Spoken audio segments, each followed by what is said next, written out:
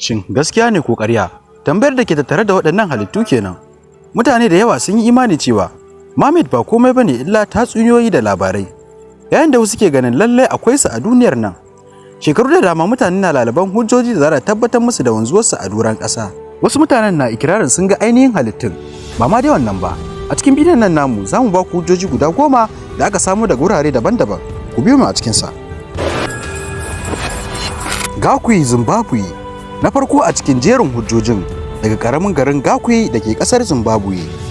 A lokacin da mutane suka fara bada labari cewa sun ga mace mai jelar kifi, kamar yadda media ta bayyana, halittun na addabawa ma'aikatan da suke aikin madatsar ruwa a cikin dam.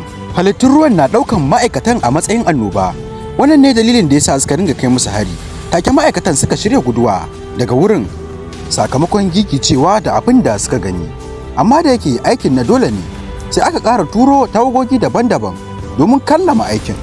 Abin takaici, haka su ma sauran kungiyoyin suka gudu sakamakon takurawar da suke fuskanta daga halittun wannan ruwa. Hispaniola, Caribbean Island, mai yiwuwa mafi tsufa a cikin karan farko da aka taɓa samu. Ba kowa ne ya ci karo da halittun ba, illa Christopher Columbus a tafiyarsa kuta da Hispaniola, har ma ya yi nasarar rubuta shi a cikin mukullin jirginsa. Wannan duk ya faru ne a shekarar 1493, amma kamar yadda rubutu ya nuna, su ma ma'aikatan sun ci karo da waɗannan mermaid guda 3 suna yawo a gaɓar tekun. A cewar marubuci Christopher, da zarar jirginsu ya matso kusa da 'yan matan, sai su ɗago saman ruwa, sai dai ya ambata cewa ba su da kyau kamar yadda ake zato. Chopra ya yi imani cewa shi da ma'aikatansa sun yi karo da 'yan matan da ke cikin ƙarƙashin ruwa. South Island, New Zealand. Yayin da kamun kifi ya zama abin sha'awa, akwai wani abin mamaki wanda masunta 7 suka ɗauka. Sun gano gawar mace da aka kama a cikin gidansu, amma bayan bincike da hukumomi suka yi sun gano ba jikin mace ba ne. Dan ragowar kwarangwal ɗin sun bayyana a fili. A cewar mahukuntan, ba mutum ba ne, sai dai har yanzu ba gano ainihin abin da zai iya kasancewa ba. Hakan ne yasa suka nemi taimako daga ƙwararrun masanan kimiyya da al'ada, wanda a ƙarshe aka gano ragowar kwarangwal ɗin da ya rage, inda bayan an yi nazari sosai an tabbatar da cewa zai yiwu ya zama wani nau'i na kwarangwal ɗin mari babban kifi. Newby, Scotland. A nan an ambaci mermaid sosai a cikin almara da labaru, kuma kafin tabbatar da su a gaske sun kasance a cikin tatsuniyoyi ne kawai.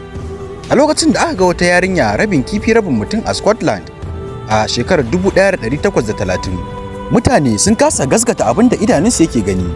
Wannan duk ya faru ne a lokacin da wata mata ta ga wannan halitta sai take yanke ciyawar ruwa. Take ta gigice tare da kiran jama'ar garin domin su shaida wannan abin da idanunta yake gani shin gaskiya ne.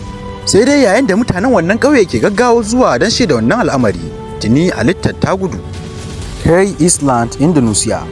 Lokacin da sojojin Japan suka tabbatar da cewa sun yi karo da 'yan matan ruwa, sun kasance cikin kaduwa a shekarar 1943 lokacin yakin duniya na biyu.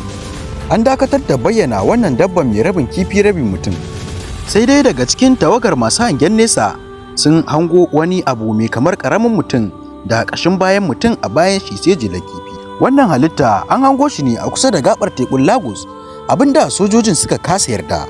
Bayan bincike da aka gudanar da tuntuɓar mazauna yankin, an gano cewa wani nau'i ne mai kama da mermaid mai suna oranjikan. Ba kowa ne zai yarda da wannan labari ba, sai dai mutanen wannan yanki sun ɗauki labarin da matuƙar muhimmanci. Kiryat Yam, Isra'il. A cikin garin Kiryat Yam, an yi ta fama da labarin kakare-kakare kasancewar wata budurwa ce ta fito daga cikin ruwa tana shakatawa.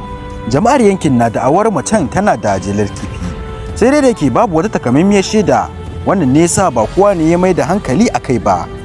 Har sai da wani bidiyo ya shiga yanar gizo daga wasu abokai guda biyu suna ɗaukar hoto a cikin ruwa, sai suka ga wani abu yana kwance akan dutse na ruwa. Daga nesa suna tunanin zakin teku ne ko kuma halittar manit, amma sai halittar ta hango su da sauri ta ruga cikin ruwa. Da zarar abin ya motsa, sai su ga jerar kifi da kuma fuskar mutum. South Africa. Tabbas an samu yawan labaran mermaid a South Africa, amma a shekarar 2008 fitacciyar mermaid mai suna Cayman ne kyakkyawan lafazin da mutanen da dama suke ikirarin sun gani, musamman wasu abokai da suka yada zango a lokacin da suka ji ana ta bugu da fantsama a kogin bayansu Saboda fargabar abin da ke ciki suka je dubawa. Wata mata suka gani da fata mai launin coko da dogon bakin gashi, amma abin da ya fi tsorata su shine jajayen idanuwanta masu haske da suke kusan sheki. Bayan haɗuwar su ne da ita ta gudu da su ba a sake ganin su ba. Mutanen South Africa sun yi nisa daga wannan bakin kogi tun daga lokacin. Hailuwa Kona. Sama da shekaru 50 mutane na bada rahotannin ganin wannan halittar a gabar tsibirin. Kona ta fi shahara da al'adu da almara da ya shafi waɗannan halittu a tatsuniyoyi.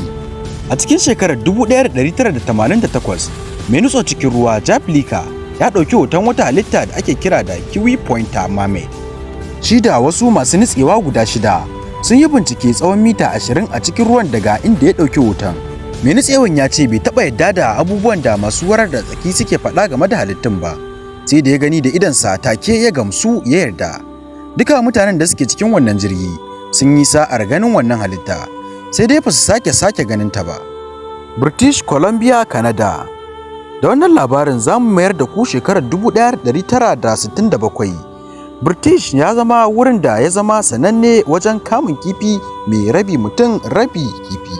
Kuma mutane sun samu tabbacin ganin wata budurwa tana shakatawa a bakin tekun tsibirin Hama. Marubutan Ferry sun ce sun ga wannan abun mamaki zaune a gabar teku, mai dauke da jikin dan adam da jela maimakon kafafu. Wasu mutanen ma sun rawaito cewa sun ga matar tana cin danyen salmon a bakin tekun. Wannan ne yasa jaridar garin ta bada tukuicin dala biliyan 25 ga duk wanda ya kamo ta. North Cape, Norway. A shekara ta 1608, lokacin da Henry Hudson ke binciken ruwan arewa, ya samu wata bakuwar haduwa da wasu gungun halittun mermaid. Kamar yadda ya rubuta a mujallar rubuce-rubucensa, Hudson ya ce da zarar wata budurwa ta gan shi, sai ta fara kiran sauran 'yan matan. Bayan da aka ƙara bincike akan waɗannan bakin halittun, sai ya gane cewa suna da bakuwar fata da dogon gashi. Da farko bai lura da Jelar ba, amma a lokacin da ya gano ya bayyana shi kamar na kifin dolphin. Mutane da yawa sun yi zargin cewa yawancin ma'aikatan ruwa a baya sun yi ƙoƙarin bambance mermaid tare da mantis. Amma batun Henry Hudson yana da ban mamaki tun daga lokacin da yake tafiya a cikin tekun Bering. Muna son sanin wanne ne daga cikin waɗannan bincike na mermaid da muka yi ya fi gigita ku. Shin kun yi imani waɗannan halittu sun wanzu a duniya? Na gaske ne ko kuma na ƙarya? Ku sanar da mu a sashin comment. Me zai hana ku danna mana alamar subscribe da ƙararrawa domin samun irin waɗannan sahihan binciken? Muna tare, ana tare, ku kula da kanku.